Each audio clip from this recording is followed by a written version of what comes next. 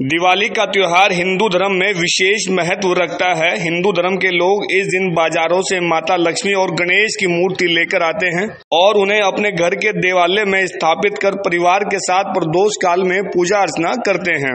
जब हम बाजारों में माता लक्ष्मी और गणेश भगवान की मूर्ति लेकर आते हैं तो हमें कुछ बातों का विशेष ध्यान रखना चाहिए, जैसे लक्ष्मी और गणेश की मूर्ति खंडित ना हो और ना ही उनकी मूर्ति आपस में जुड़ी हुई लेकर आए।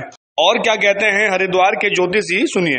गजाननं भूत गणादि सेवितं कपित्थ जम्बू फल चारु भक्षणं उमासुतं शोक विनाश कारकं नमामि विघ्नेश्वर पाद पंकजम्। या देवी सर्वभूतेषु लक्ष्मी रूपेण संस्थिता नमस्तस्यै नमस्तस्यै नमस्तस्यै नमो नमः। महालक्ष्मी पूजन के समय जब हम सब कार्तिक मास में अमावस्या के दिन महालक्ष्मी का पूजन होता है, अपने घर के देवालय में हमें किन किन बातों का ध्यान रखना चाहिए जिससे कि घर में सकारात्मक ऊर्जा का संचार हो। जब दीपावली का पर्व आता है तो हमें नई मूर्ति बाजार से खरीद करके लानी चाहिए और पुरानी जो मूर्ति है उसको हम एक प्रवाहित कर दें, अर्थात उसको सलाना पड़ता है गंगा जी में।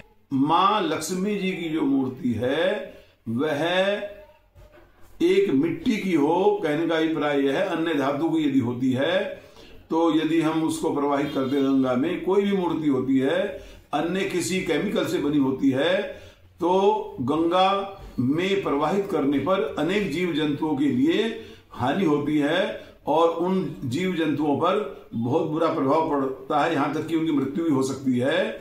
इसीलिए फिर हम पुण्य के बजाय हम पाप करते हैं, उसका पाप हो जाता हमारे हाथों से।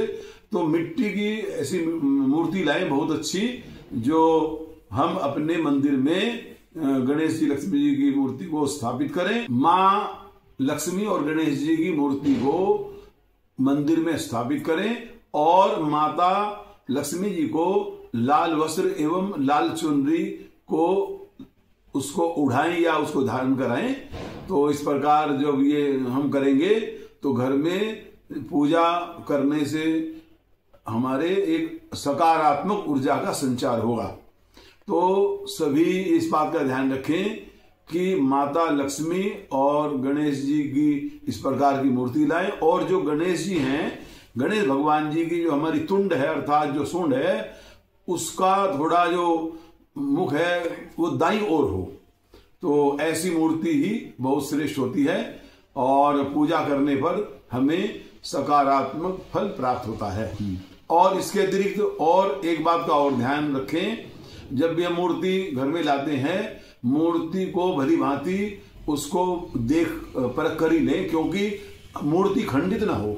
यदि खंडित होगी तो खंडित होने पर उसका घर में दुष्प्रभाव होगा और नकारात्मक ऊर्जा आएगी और इसका माँ लक्ष्मी और गणेश जी की पूजा कोई हमें फल प्राप्त नहीं होगा। और माता लक्ष्मी एवं गणेश जी की मूर्ति एक साथ जुड़ी हुई न हो, अलग अलग मूर्ति हो और गणेश जी उनके दाईं ओर विराजमान हो, इस प्रकार का ध्यान रखें और अपने घर में सुखपूर्वक प्रसन्नता पूर्वक दीपावली का पर्व मनाएं। फिर माता लक्ष्मी और गणेश जी की विधि विधान से सायंकाल के समय अर्थात थोड़ा रात्रि होने पर भली भांति पूजा करें।